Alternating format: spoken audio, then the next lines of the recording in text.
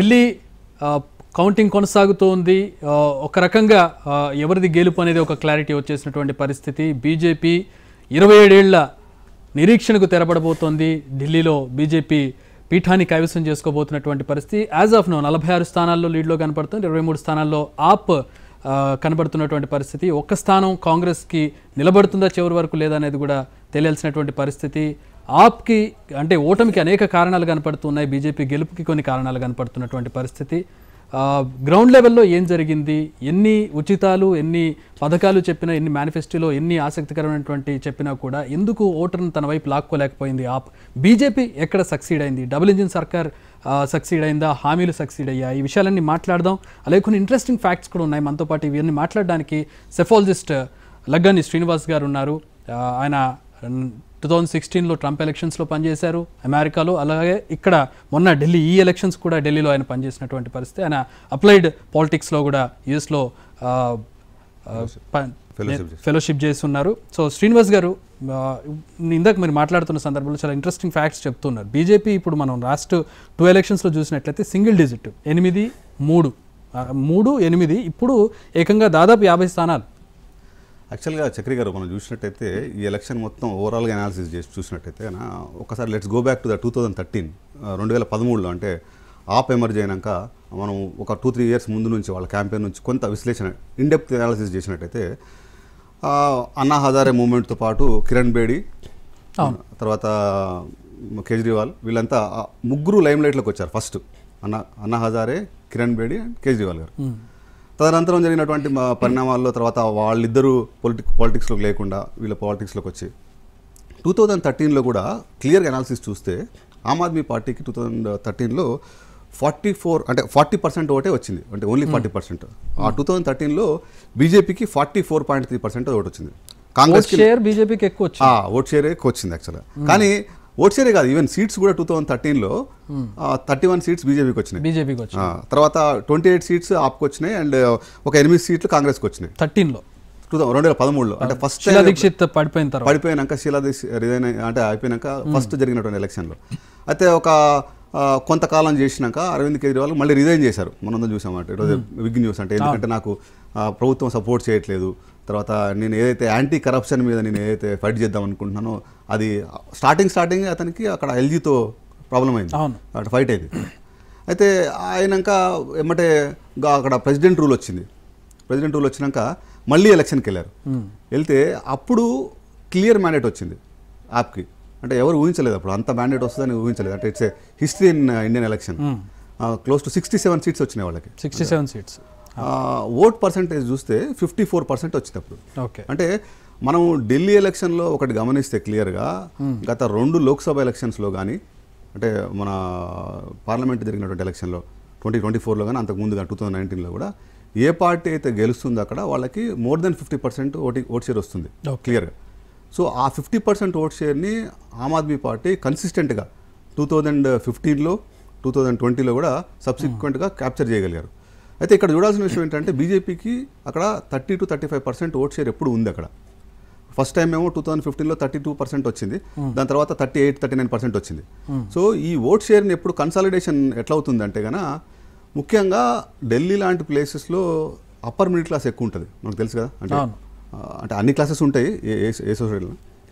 ఇక్కడ జరిగిన main consolidation ఏంటంటే కనుక అప్పర్ మిడిల్ క్లాస్ అనేది ఆప్ ఒక వాళ్ళ నినాదం, అంటే వాళ్ళ క్యాంపెయిన్ నెరేటివ్స్కి, వాళ్ళ స్టైల్ ఆఫ్ ఫంక్షనింగ్కి, పాలిటిక్స్లో వీళ్ళు ఒక పెద్ద చేంజ్ తీసుకొస్తారనేటువంటి ఒక ఏదైతే వాళ్ళు ట్రాక్షన్ తీసుకొచ్చారో ఆ ట్రాక్షన్కి వాళ్ళు అప్పర్ మిడిల్ క్లాస్ మొత్తం వాళ్ళు సపోర్ట్ చేసింది. అంటే ఎంత విచిత్రం అంటే 2019లో ఉన్న లోక్సభ స్థానాలు మొత్తానికి బీజేపీకి ఇచ్చారు, కానీ 2020కి వచ్చేసరికి ఆమ్ ఆద్మీ పార్టీకి మళ్ళీ టిల్ట్ అయింది ఓటు. అంటే same voter who voted for BJP has actually tilted to AAP. అంటే వాళ్ళ మీద కొంత క్రెడిబిలిటీ, కొంత మంచి వర్క్ చేశారు. అసెంబ్లీ లెవెల్లో ఆప్కి మంచి పట్టున్నట్టు కనపడింది. కానీ 2020 నుంచి చూస్తే లాస్ట్ 5 ఇయర్స్లో కూడా Aam Aadmi Party I think they went in a wrong direction, they went in a wrong strategy లాగా కనపడింది నాకు. అంటే ఒక విశ్లేషణ పరంగా చూసినట్టయితే కానీ, ఎందుకంటే ఇప్పుడు ఏ సొసైటీలో అయినా కానీ రాజీ మార్గమే రాజమార్గం అంటాం కదా, అట్లా వీళ్ళు ఎప్పుడు కూడా ఫైటింగ్ మోడ్లోనే ఉన్నారు. అంటే ఇప్పుడు central government and state government కలిసి పనిచేయాలి. ఎక్కడైనా ఇప్పుడు మన వ్యవస్థలో ఫెడరల్ గవర్నెన్స్ మోడల్లో కలిసి పనిచేస్తేనే వాళ్ళకి అడ్వాంటేజ్, వీళ్ళకి అడ్వాంటేజ్. సరే ఇప్పుడు ఎట్లుంటుందంటే పాలిటిక్స్కి వచ్చినప్పుడు పాలిటిక్స్ చేసుకోవాలి, గవర్నెన్స్కి వచ్చినప్పుడు కలిసి పనిచేయాలి. That is what people. ఇంకొక ఎక్స్టెన్షన్ క్వశ్చన్ అడుగుతాను సార్ నేనంటే, ఇప్పుడు వేరే రాష్ట్రాల్లో పరిస్థితి వేరు, ఢిల్లీలో అనేది ఒక ప్రెస్టీజియస్ థింగ్ బీజేపీకి ఎప్పటి నుంచో వెయిట్ చేస్తూ ఉంది. ఇక్కడ స్ట్రాటజికల్గా సహాయ నిరాకరణ చేస్తూ ఇబ్బంది పెడుతూ ప్రజల్లో ఇక్కడ కూడా బీజేపీ వస్తే మనకి లబ్ధి చేకూరుతుందేమో, అసలు ఇష్యూస్ అన్నీ ఇక్కడే వస్తున్నాయి కదా వీళ్ళిద్దరు కొట్టుకోవడం వల్లే, బీజేపీని తీసుకొచ్చేస్తే మనకి ఇబ్బంది ఉండదు కదా అని ఒక నెరేటివ్ని క్రియేట్ చేయగలిగిందా బీజేపీ, సక్సెస్ అయింది అనుకోవచ్చా? యాక్చువల్గా నేను అంటే వెరీ క్లియర్లీ చూస్తే బీజేపీ ఎలక్షన్ క్యాంపెయిన్లో వాళ్ళు దే ఆర్ సక్సెస్ఫుల్. అయితే లాస్ట్ 1 వీక్ వరకు కూడా, అంటే 7 days ముందు కూడా క్యాంపెయిన్ మన పర్సనల్గా అక్కడ ఉన్నప్పుడు నాకు అర్థమైంది ఏంటంటే it was a very close fight between AAP and BJP. వాళ్ళు ఫస్ట్ చేసిన నెరేటివ్ ఏంటంటే శీష్ మహల్ నెరేటివ్ తీసుకెళ్లారు. అయితే లాస్ట్లోకి వచ్చేసరికి శీష్ మహల్ నెరేటివ్ వాళ్ళకి బ్యాక్ ఫైర్ అయింది. ఎందుకైందంటే ఆప్ కూడా చాలా స్ట్రాటజిక్గా ఆ శీష్ మహల్కి కౌంటర్గా ఏదైతే అమౌంట్ పిఎం రెసిడెన్సీకి చేశారు అనేది దాంతో వాళ్ళు కౌంటర్ చేశారు, దాన్ని వాళ్ళు కూడా చాలా ఎఫెక్టివ్గా కౌంటర్ చేశారు.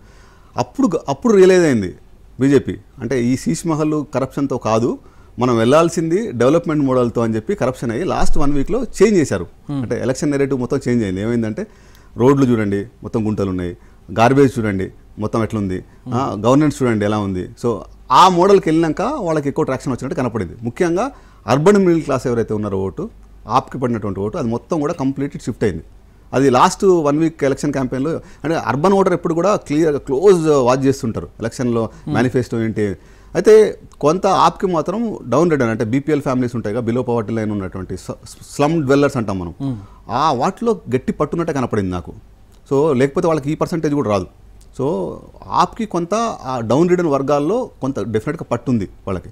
అది కాకుండా ఇంకొక ఇంట్రెస్టింగ్ ఫ్యాక్టర్ ఏంటంటే ఇక్కడ జరిగింది మైనారిటీ ఓటు, అంటే మల్టిపుల్ సెక్షన్స్ ఉంటాయి కదా సొసైటీలో, ఆ మల్టిపుల్ సెక్షన్స్లో ఆప్కి అయితే పట్టుందో ఆ కన్సాలిడేషన్ ఈసారి జరిగినట్టు కనపడలేదు.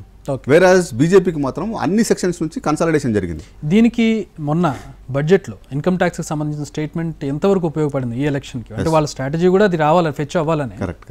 అదే మనం అనుకున్నట్టు చూస్తే 1 వీక్ వరకు టైట్ ఎలక్షన్ ఉండి లాస్ట్లో టిల్ట్ అయినట్టు మనకి నిర్మలా సీతారామన్ గారు ఏదైతే 12 lakhsది అంటే బడ్జెట్లో ఇన్కమ్ ట్యాక్స్ వేవర్ ఇచ్చారో, అది అంతకుముందు కేజ్రీవాల్ గారు ప్రపోజ్ చేసింది అంటే 10 lakhs వరకు ఇమ్మన్నాడు, అంటే 2 lakhs మోర్ ఇచ్చారు కదా. So it's a pleasing move డెఫినెట్గా. ఢిల్లీలో ఈ వర్గం చాలా సిగ్నిఫికెంట్ ఫ్యాక్టర్ అక్కడ. అంటే ఇప్పుడు ఇంకొక వర్గం కూడా ఉంది దీంతో పాటు.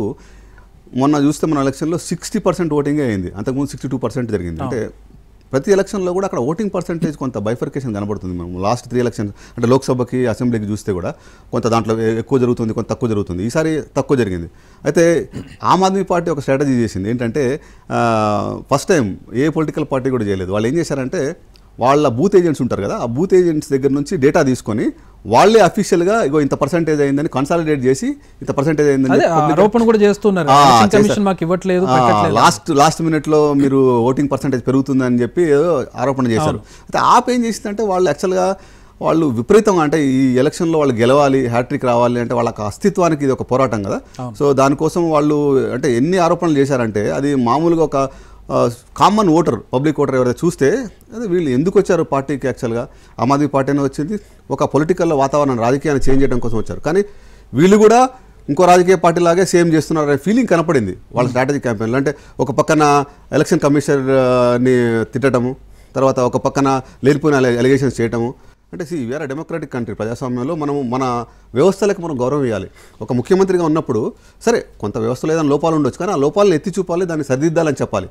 అటువంటిది పోయి క్లియర్గా అంటే ప్రతి ఒక్క దాని మీద ఎలిగేషనే, అది ప్రజలు పెద్ద అంటే దాన్ని అంటే అప్రిషియేట్ చేయరండి. అంటే ఇంకొక ఫ్యాక్టర్ సార్, అంటే జైలుకి వెళ్ళారు, లిక్కర్ కుంభకోణానికి సంబంధించి మొత్తం పార్టీలో ఉన్న ప్రముఖులు అందరి మీద ఆరోపణలు వచ్చినాయి. ఈయన జైలుకి వెళ్ళారు, జైల్లో కూడా సింపతి ఫ్యాక్టర్ పనిచేస్తుందని ఒక ఎక్స్పెక్టేషన్లో ఉండే కేజ్రీవాల్. ఏంటి అసలు అది ఎంతవరకు పనిచేసింది? ఈధర్ నెగిటివ్ అయిందా లేదంటే ఆయన సింపతి ఫ్యాక్టర్ కూడా పనిచేసిందా? దీంట్లో ఎట్లా పనిచేసింది అనుకో? రాజకీయాల్లో మనం చూస్తే యాక్చువల్గా 2-3 ఫ్యాక్టర్స్ వెరీ ఇంపార్టెంట్ అండి. అంటే వన్ ఫ్యాక్టర్ ఏంటంటే పాజిటివ్ డెవలప్మెంట్ ఫ్యాక్టర్, అంటే వాతావరణం ఏదైతే ఉందో పాజిటివ్, తర్వాత సింపతి ఫ్యాక్టర్. సో ఈ రెండు కూడా చాలా కీలకమైనటువంటి అంటే ఇంపార్టెంట్ ఫ్యాక్టర్స్, ఎస్పెషల్లీ ఎలక్షన్ నెరేటివ్స్లో ఈ రెండు చాలా కీలకంగా పనిచేస్తాయి. అంటే నువ్వు development factor, positive environment create చేస్తే డెఫినెట్గా కొంత ఓట్ పర్సెంటేజ్ పెరుగుతుంది. అదేవిధంగా సింపతి ఫ్యాక్టర్ మనం చూసాం చాలా ఎలక్షన్లో సింపతి ఫ్యాక్టర్ వస్తుంది, అరే వీళ్ళకి ఒక అవకాశం ఇవ్వాలి. మనం తెలుగు రాష్ట్రాల్లో చూసాం కదా, జైలుకి ఫీలింగ్ కూడా వచ్చింది కదా. అయితే సో బట్ అది ఆప్కి ఇది పనిచేయలేదు అస్సలు, అంటే 0%. అంటే ఆయన వెళ్ళిన విధానం ఏదైతే ఉందో అంటే కోర్ ఆబ్జెక్టివ్నే డిఫరెన్షియేట్ అయింది కదా. ఎందుకంటే నువ్వు ఆమ్ ఆద్మీ పార్టీ అనేది వచ్చింది ఎందుకు, నీకు అగైనెస్ట్ యాంటీ కరప్షన్ వద్దు, ప్రోగ్రెసివ్ గవర్నెన్స్ అని చెప్పి వచ్చారు. మరి ఆయన ఇరుక్కున్నదేమో లిక్కర్ స్కామ్లో. ఆయన ఒక్కడే కాదు కదా, అంటే అందరూ మనీష్ సిసోడియా వాళ్ళ అంటే ఈవెన్ అందరూ అంటే మెయిన్ పార్టీ ఎవరైతే లీడర్స్ ఉన్నారో అందరూ ఇరుక్కున్నారు దాంట్లో. అది డెఫినెట్గా ప్రజలు గమనిస్తారు. అదే సందర్భంలో అన్నా హజారే వ్యాఖ్యలు, నాతో ఉన్నప్పుడు ఈయన వేరేగా ఉండేవాడు, ఇప్పుడు వేరేగా ఉన్నాడు, నేను అప్పుడే చెప్పాను డబ్బు వెనకబడొద్దు అని చెప్పి, ఇప్పటికీ ఈయన డబ్బు వెనకబడుతున్నాడు, అందుకే అరెస్ట్ అయ్యాడు. ఇప్పుడు లిక్కర్ స్కామ్లో దేశం మొత్తం యాక్చువల్గా అది ఎవరు అంటే అందరు చూశారు. అవునన్నా కాదన్నా లిక్కర్ స్కామ్ ఆమ్ ఆద్మీ పార్టీని కుదిపేసిందండి. అది ఇట్ హాస్ క్రియేటెడ్ చాలా డ్యామేజ్ క్రియేట్ చేసింది. ఎందుకంటే అది ఆయనకు ఒక్కడికే కాదు, పార్టీ ఒక్కడికే కాదు, పర్సనల్ ఇమేజ్ కాదు, ఓవరాల్ కూడా మొత్తం పార్టీ మొత్తాన్ని కుదిపేసింది. మరి దాంట్లో ఆయన జైల్లో ఉన్నాడు. మరి అదొక్కటే కాదండి, ఇంకా మల్టిపుల్ ఫ్యాక్టర్స్. అంటే ఈయన విధానం ఏదైతే ఉందో, ఆయన తీసుకున్నటువంటి విధానం అంటే నెరేటివ్ వాళ్ళది ఆపుది, పీపుల్ కూడా విసిగిపోయారు. ఎందుకంటే మనం ఇందాక అనుకున్నట్టు అక్కడ ఉన్నటువంటి గవర్నమెంట్ లెఫ్టినెంట్ గవర్నర్తో కలిసి పనిచేయాలి. ఇప్పుడు ఇంకొకటి కూడా అర్థమైంది ఏంటంటే అక్కడ లేడీస్కి మహిళా స్కీమ్స్ ఇప్పుడు మనం కొత్తగా చూసాం కదా, ఫ్రీ బీస్ టు ఉమెన్. సో ఆ స్కీమ్స్ని అనౌన్స్ చేశారు, కానీ పంజాబ్లో ఇవ్వలేదు, ఇక్కడ కూడా ఇవ్వలేదు. అయితే ఆమ్ ఆద్మీ పార్టీ వాళ్ళు ఏం చెప్తారంటే, మనం పర్సనల్గా కొంతమంది నాతో డిస్కషన్ చేసినప్పుడు వాళ్ళు, మరి మీరు ఫ్రీ బీస్ అనౌన్స్ చేశారు, మరి ఎందుకు ఇంప్లిమెంట్ చేయలేదు అని అడిగితే వాళ్ళు ఏమంటారంటే, ఎనీవే మేము లెఫ్టినెంట్ గవర్నర్కి అప్రూవల్కి పంపించాలి, ఆయన అప్రూవ్ చేయడు అంటే. మరి స్ట్రాటజికల్గా మీరు రాంగ్ కదా. మీరు ఒకవేళ అది అప్రూవ్ చేసి ఉంటే లెఫ్టినెంట్ గవర్నర్ చేయకపోతే ఆ నెగటివ్ ఫ్యాక్టర్ బీజేపీ మీదకి పోయేది కదా. అట్లా చాలా స్ట్రాటజిక్ బ్లండర్స్ చేశారు వాళ్ళు. అంటే ఇప్పుడు politics is all about strategy కదా. ఆ స్ట్రాటజీస్లో కొంత వాళ్ళకి అంటే వాళ్ళు ఏం చేయాలో తెలియని ఒక సిచ్యువేషన్లోకి నెట్టపడ్డారు. వాళ్ళకి సాధారణంగా ప్రభుత్వ వ్యతిరేకత కూడా ఉంటుంది. 2 సార్లు అధికారంలో ఉన్నప్పుడు ఢిల్లీ లాంటి ఒక కీలకమైనటువంటి ప్రాంతంలో ఖచ్చితంగా ప్రభుత్వ వ్యతిరేకత కూడా ఉంటుంది. అంటే కర్నూలు చావుకు 100 కారణాలు అన్నట్టుగా ఆపు ఓటమికి అనేక కారణాలు కనపడుతున్నాయి వెతుక్కుంటే మనం. వాళ్ళు ఇప్పుడు అంటే ఆమ్ ఆద్మీ పార్టీ చేసిన ఇంకొకటి ఏంటంటే, ఇప్పుడు ఢిల్లీ ఎలక్షన్లో ఓవరాల్గా చూస్తే కూడా constituency wise BJP did lot of research. అంటే వాళ్ళ ఎలక్షన్ మెకానిజం కానీ వాళ్ళ ఓవరాల్ ఎలక్షన్ స్ట్రాటజీ కానీ పర్ఫెక్ట్గా ప్లే చేసింది. మీరు ఒక సింపుల్ ఎగ్జాంపుల్ తీసుకోండి. అంటే మన న్యూఢిల్లీ కాన్స్టిట్యున్సీలో చూస్తే అక్కడ ముగ్గురు ఎవరైతే కేజ్రీవాల్ మీద పోటీ చేస్తున్నారో, పర్వేష్ వర్మ ఆయనకి యాక్చువల్గా లోక్సభ టికెట్ ఇవ్వలేదు. చాలామంది సర్ప్రైజ్ అయ్యారు. అంటే పార్టీలో కొంచెం పెద్ద మనిషి, అంటే ఎందుకంటే అంతకు ముందు రికార్డు మెజారిటీతో గెలిచాడు ఢిల్లీలో. చరిత్రలోనే ఆ స్థాయి గెలుపు ఎవరు 5,78,486 పర్వేష్ వర్మ. ఆయన ఫార్మర్ మాజీ సీఎం కొడుకు. మరి ఆయనకి టికెట్ ఇవ్వకపోయేసరికి ఏంటి స్ట్రాటజీ ఏంటి అర్థం కాలేదని కొంత పార్టీలో నెగిటివ్ చర్చ జరిగింది. అంటే మరి కేజ్రీవాల్ అక్కడ ఇంకా వేరే బీజేపీ నుంచి వేరే వాళ్ళు కూడా యాక్చువల్గా అంటే టికెట్ ఆశావాదులు ఉండే. But BJP has a clear strategy. అంటే మనం చూస్తే 2024లో జరిగినటువంటి లోక్సభ ఎలక్షన్లో బీజేపీకి యాక్చువల్గా కొంత ఎదురు దెబ్బ తగిలింది. ఎందుకంటే 400 పార్ అనే నిదానం తీసుకొచ్చినాక అంత సాధించలేదు. అయినాక కొంత అంటే డెఫినెట్గా మళ్ళీ మోడీ నాయకత్వం మీద కోడి ప్రశ్నలు అంటే పొలిటికల్లో తెలుసుగా నార్మల్గా విమర్శలు వచ్చినాయి. హర్యానా ఎలక్షన్ వాళ్ళకి ఊపిరి పోసింది. హర్యానా తర్వాత Maharashtra election it gave momentum, అంటే హ్యూజ్ బూస్ట్ ఇచ్చింది.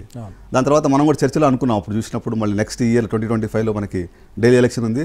దీన్ని అయిపోగానే మళ్ళీ నెక్స్ట్ బీహార్ వస్తుంది ఎలక్షన్ ఉంది. సో ఈ రెండు కూడా యాక్చువల్గా ఆ మొమెంటం కంటిన్యూ అవుతుంది. అంటే ఇప్పుడు రాజకీయాలు ఎట్లుంటాయంటే సార్, రాజకీయాలు అనేది ఇంగ్లీష్లో ఒక సామెత ఉంది. అంటే politics is like a horse race. అంటే ఎవరైతే గెలుపు గుర్రాలదే రాజ్యం.